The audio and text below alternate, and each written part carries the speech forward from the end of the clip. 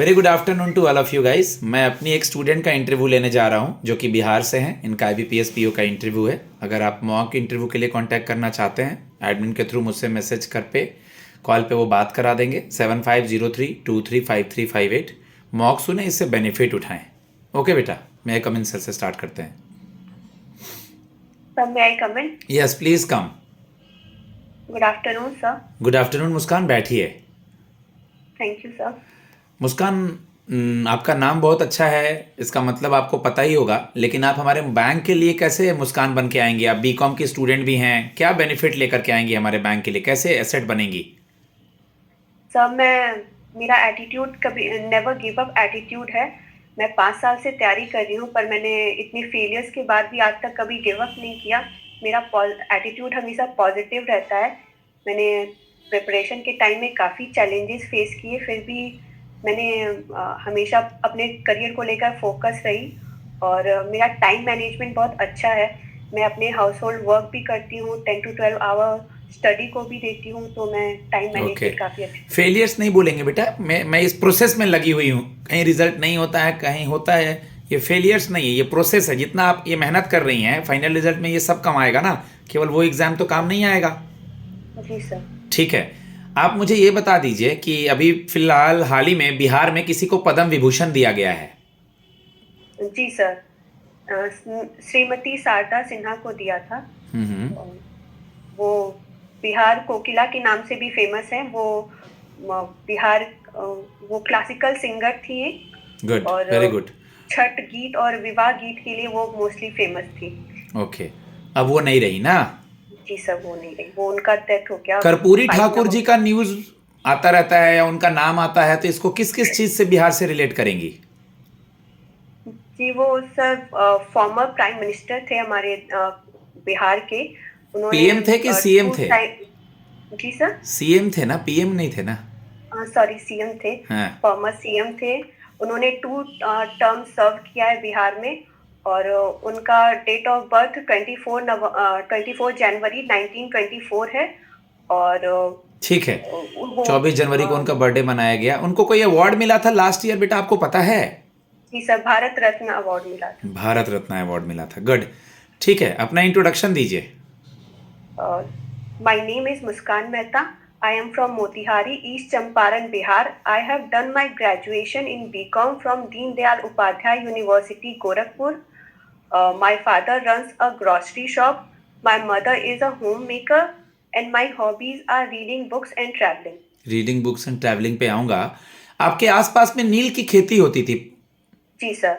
उससे जमीन बंजर भी हो जाता है। जी सर, जिसके लिए महात्मा गांधी जी ने सत्याग्रह मूवमेंट यहीं से स्टार्ट किया था। तो बताएंगे इसके बारे में कुछ? आप इस जी जगह से सर। हैं। जी सर, नील क्रॉप कल्टीवेट करते थे फार्मर्स, तो उनकी जमीन बंजर हो जाती थी और उन्हें दूसरा क्रॉप कल्टीवेट करने में बहुत प्रॉब्लम होती थी। इसलिए महात्मा गांधी जी ने सत्याग्रह मूवमेंट स्टार्ट किया था उसकी। Good, very good. आपके एरिया का कोई GI टैग वगैरह या कोई चीज़ फेमस, आप लोग जहाँ रहती हैं आसपास कोई डिस्ट्रिक्ट वगैरह से? जी sir, recently Madhubani painting GI tag मिला है। बिहार से। मर्चा राइस मिला है और अभी शाही लीची मखाना का। बोर्ड क्यों न्यूज़ में है बेटा? मखाना बोर्ड तो उसके प्रोडक्शन के लिए बजट में काफ़ी अच्छा, प्रोडक्शन के लिए उनके लिए काफ़ी अच्छा बजट पेश किया है। 80% बजट बिहार में ही 80% प्रोडक्शन बिहार में ही मखाना का होता है, इसलिए उसके प्रोडक्शन को इंक्रीज करने के लिए बिहार में। ठीक है, पैसा एलोकेट किया गया है। ओके मुस्कान, आपने जैसा कि बताया कि बिहार में मखाना का उत्पादन ज़्यादा होता है, ठीक है। तो इस बार जो बजट जारी की निर्मला सीतारमण जी ने, वो जो साड़ी वेयर करी थी, उनकी कुछ खास बात है क्या? जी सर, उन्होंने मधुबनी पेंटिंग से रिलेटेड उनकी साड़ी का जो बॉर्डर था वो मधुबनी पेंटिंग को डिनोट करता था और उसे भी GI टैग मिला है। Good, very good. BCom आपने कब कंप्लीट किया अपना? 2019 में। इस गैप ईयर के बारे में बताइए बेटा, इतना समय क्यों लग गया? अभी तक जॉब क्यों नहीं हुआ? सर मैं तैयारी कर रही थी, अपने ग्रेजुएशन के बाद से ही बैंकिंग की तैयारी कर रही हूँ, बट मेरा कुछ नंबरों से पहले प्री रह जा रहा था और फिर मेंस क्लियर करने में थोड़ी दिक्कत हुई, थोड़ा कुछ नंबरों से रह जा रहा था, पर अब मैंने फाइनली मेंस भी क्लियर कर लिया है एंड आई होप कि मेरा जल्दी सिलेक्शन हो बैंक में। ओके, कॉमर्स का कुछ पढ़ा है बेटा आपने? जी सर। कहा जाता है कि गुडविल किसी कंपनी का अच्छा होने पे वो ऑर्गेनाइजेशन की वर्ड ऑफ माउथ पब्लिसिटी होती है कि हाँ भाई इस कंपनी का गुडविल बहुत अच्छा है। तो ये टेंजिबल है, इंटेंजिबल है? ये इंटेंजिबल असेट्स है, ये कंपनी की रेपुटेशन को डिनोट तो करता है। कैसे, मतलब मेरा जैसे मेरा गुडविल या किसी का भी गुडविल, किसी कंपनी का गुडविल या किसी सरकार का गुडविल कैसे पता करेंगी आप? और उसका बैलेंस शीट देख के, उसका प्रॉफिट कितना है, उसका एनपीए देख के, वो अपने जो लोन्स ले रहा है उसको टाइमली पेमेंट कर रहा है, उसके इन्वेस्टर्स को देखकर ये जो पता कर प्रोडक्ट सकते जारी कर रहा है उसका प्रोडक्ट कैसा है, उसका रिव्यू कैसा है, इस बंदे का गुडविल, शॉप का गुडविल, बैंक का गुडविल, ठीक है? हैं। जी सर। ओके, आप बता दीजिए मुझे एसेट और लायबिलिटी साइड के कुछ पोस्टिंग्स के बारे में। असेट साइड में डेटर आते हैं, स्टॉक्स आता है, मशीनरी आता है, और लाइबिलिटी साइड में क्रेडिटर्स, लोन्स और डेफर्ड लाइबिलिटी। ओके, मुस्कान आप मुझे बता दीजिए, सुना है कॉन्टीजेंट एसेट और कॉन्टीजेंट लायबिलिटी बेटा? जी सर। कॉन्टीजेंट लाइबिलिटी जो, sorry I can't recall it right now. No issue. Contingent asset याद आ रहा हो कहीं? प्रॉफिट हो गया है लेकिन अभी गेन नहीं हुआ है, आगे चल के हाँ, फ्यूचर में मिलेगा।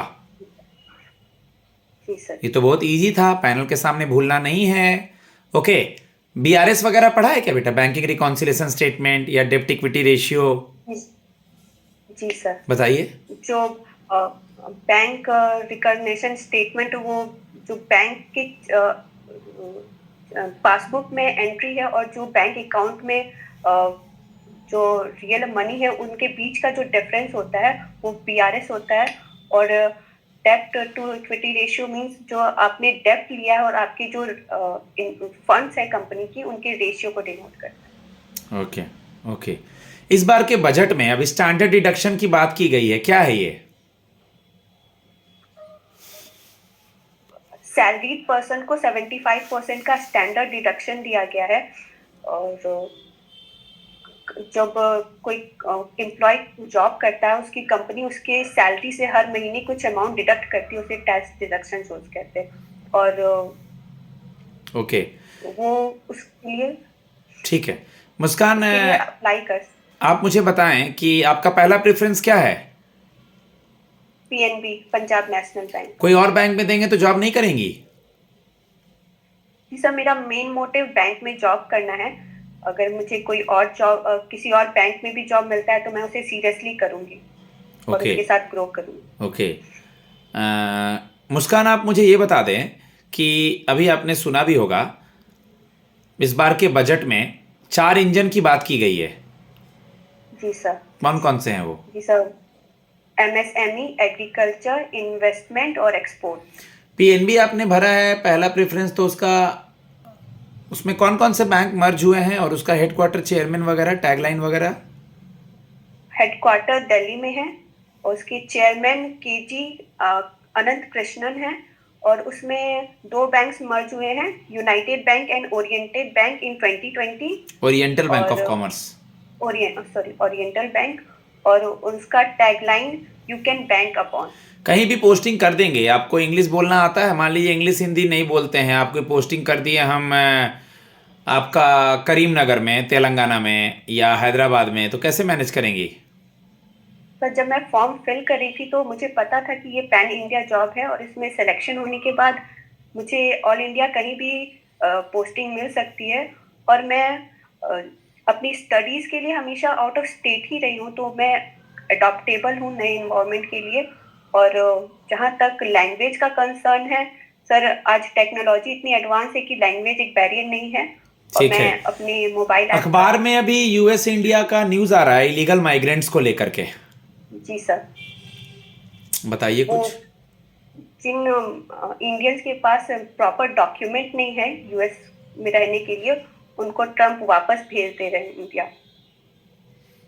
ठीक है, लास्ट क्वेश्चन आपसे मैं पूछना चाहूँगा बेटा कि आपने सुना है अभी बजट आया है, जी सर। ठीक है, लेकिन बजट को बजट नहीं कहते हैं, क्या कहते हैं? Financial annual statement. Annual financial statement. Annual finance. कौन से आर्टिकल में मेंशन है ये? आर्टिकल 112। मैं अपने स्टूडेंट को फीडबैक देता हूँ गाइस, बिल्कुल मॉक सुने, इससे बेनिफिट उठाएं और आने वाले कोई भी इंटरव्यू के लिए रेगुलेटरी बॉडी, बैंकिंग और किसी भी तरह के इंटरव्यू के लिए कांटेक्ट करें। नमस्ते।